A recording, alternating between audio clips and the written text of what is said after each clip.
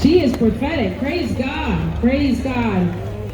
You know, it's so hard. I don't know how to introduce our next speaker because she needs no introduction. Marcia Howard has taught me so much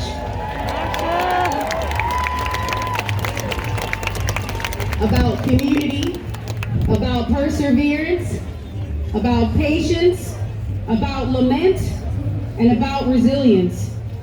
And I am so glad that she's here with us today, that we can celebrate together, we can learn together, that we can put one foot in front of the other together.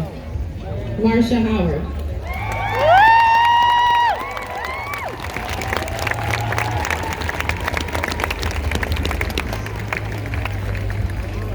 Y'all, we didn't.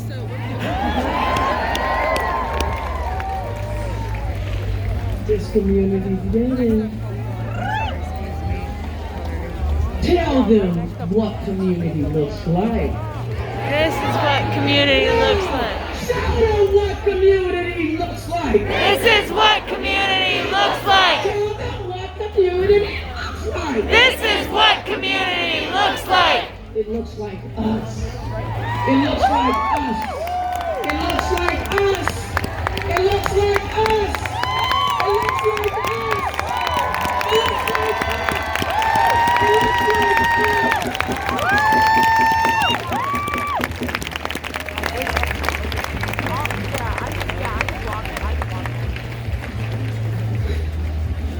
I can't preach from the wisdom of my ancestors that flow through me, that told a teacher of 22 years when that baby girl, that student of mine, filmed the death of George Floyd. It told me that I needed to be out here every day fighting for my people, fighting for us. Because I gotta let you know that black liberation is for the liberation of everybody.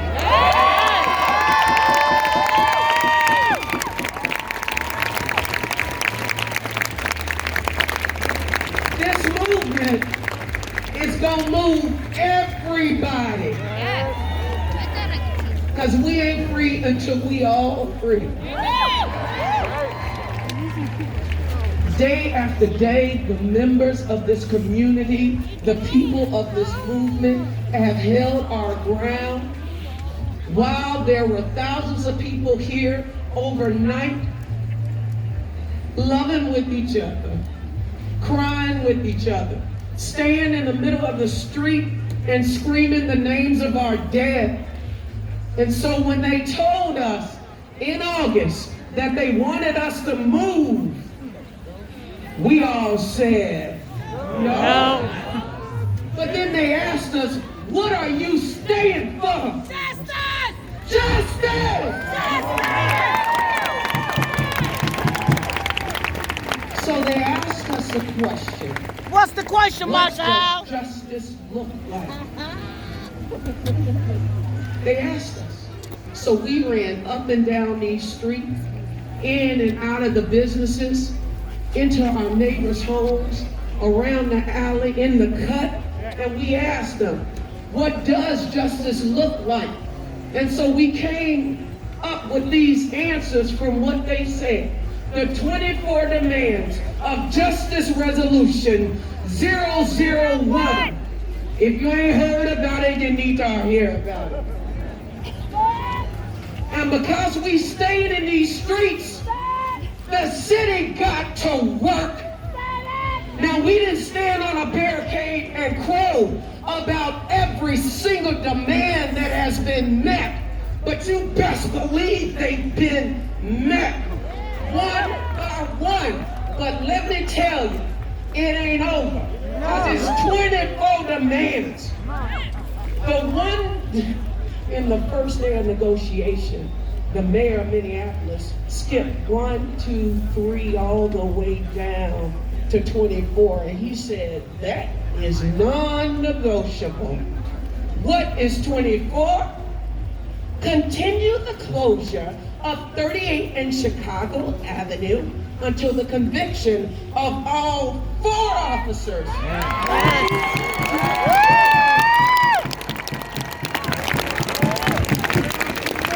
He said, that's non-negotiable. And we said, well, you got 23 other ones. Get to work. But I'm going to tell you something. That was about 9 months ago. And we still here. We said it then, and we'll say it today. To be very clear. No justice.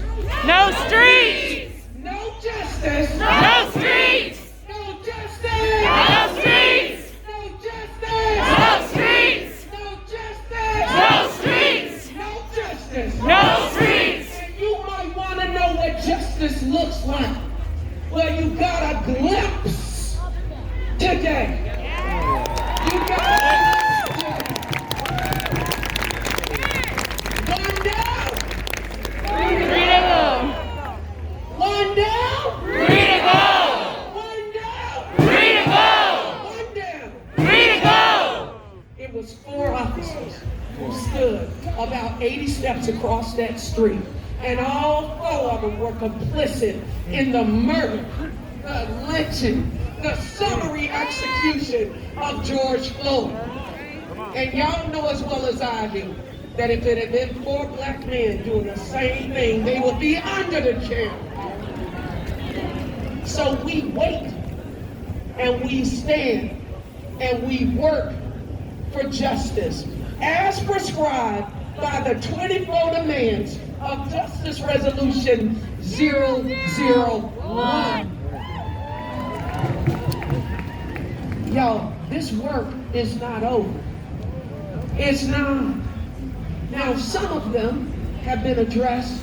Thank you, A.G. Ellison. One of the demands, keep that trial in Minneapolis. Right? We had other demands, but they haven't all been met. And so we wait, and we stand, and we work towards justice. But I need to let you all know that we, black folk, have been in this country now 400 years on this stolen bit of land.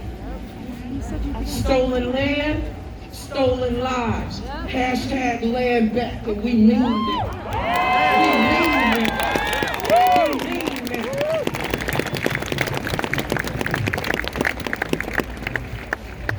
And for 400 years, the state, the powers that be, have been playing by the same playbook.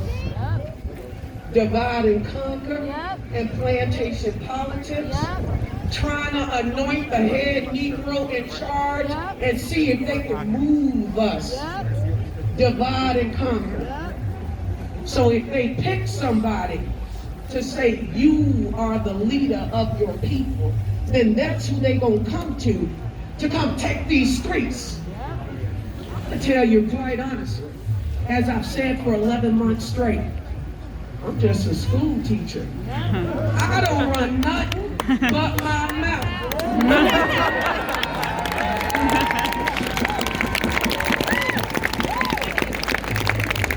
But I stand. You come down 39th at 3 in the morning, you, the gatekeeper, when you see that house is yellow and you hear from a mile away, you know she's staying. When you come in the middle of this square and you see that big old pup, you see that's my Alicia, you know that she's staying. When you need help because you said, oops, I done bumped my head, and Kia and the team from 612 MASH are out here. You know who's been out here. You know who stands. And to be clear, when you see every bit of offering that stays as a sacred,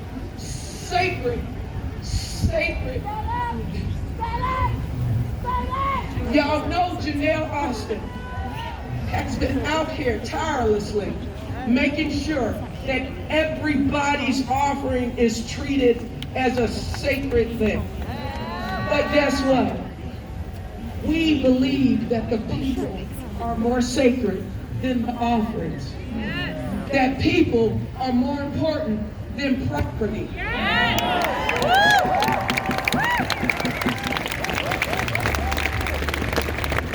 At 38 in Chicago, all are welcome.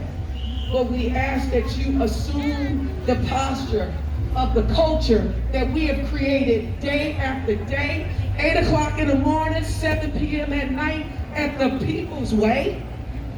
We meet and we talk and we hold each other in community. See, at 38 in Chicago, we using this as proof of concept of what it means to live in a world without policing, in a world where we hold each other in love and respect. See, here we go next door. We don't go on next door. You feel me? We call on each other instead of 911. Because what we figured out around here, trust and believe, it's community that keeps us safe. It's community that keeps us safe. And they don't want you to hear that. Yes. When you ever hear the propaganda against 38 in Chicago, while they try to portray it as a lawless, chaotic hellscape, understand this. They don't want us to depend on each other. They don't. They don't want us to go next door. They want us to run to Target. Now, I can get my cup of sugar next door. Thank you. They don't want us to look at each other face to face. They want us on Facebook. But here at 38 in Chicago, we decided that we were going to be the proof of concept of what it means to truly hold each other as relatives. And we do it come rain, sleet, snow. We out here in minus 31 degree weather. These protesters, and I can see my house from here, Sarah Palin. So if you ever think that the people who hold this place in protest ain't from around here, I'm from around here. I'm a home girl. That's why I can be out here at 3 in the morning. Because the same brothers that you vilify and demonize, they hold it down with me at 3 o'clock in the morning. 38th Street. 38th Street. We keep us safe. Y'all need to understand that it's going to be some trying times ahead, because it'll be back and forth between who is the arbiter of what justice is. Has it been served? Are we at a point where we can capitulate to the powers of the state? To be clear, the city knows what this place is. See, what they want is the protest zone without all these protesters. Because what has happened here at 38 in Chicago Avenue South is that we have been hit by a historic moment. We have made history here. And what they are gonna want, mark my words, is something different than an autonomous zone. They're gonna want you to pay for permits, have guided tours, get off of a plane and go to the Mall of America, the Cherry and the Spoon, and of course, George Floyd Square. But this place is many things at once. Yes, it is a memorial for a man who was killed by the city of Minneapolis. And yes, it is now a protest zone in the furtherance of justice resolution and the 24 demands. But first and foremost, it is a community. It is a community. It's our home. And that, my friends, is what we want to share with the world of what we've created. Because you best believe y'all done heard about 38 before George Floyd, right? Mm-hmm. Right? Right. But look at you, all comfortable here now. Right? Right? Because now, this is what community looks like. Show them what community looks like. This is what community looks like. Show them what community looks like. This is what community looks like. Now, today, we got a glimpse of what justice looks like. But we ain't done, y'all. We not. You ever heard of the Minnesota goodbye? It might be a long while yet, don't you know?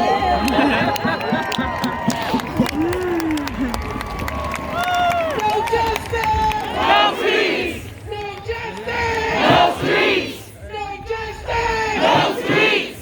No justice! No streets! And we mean that.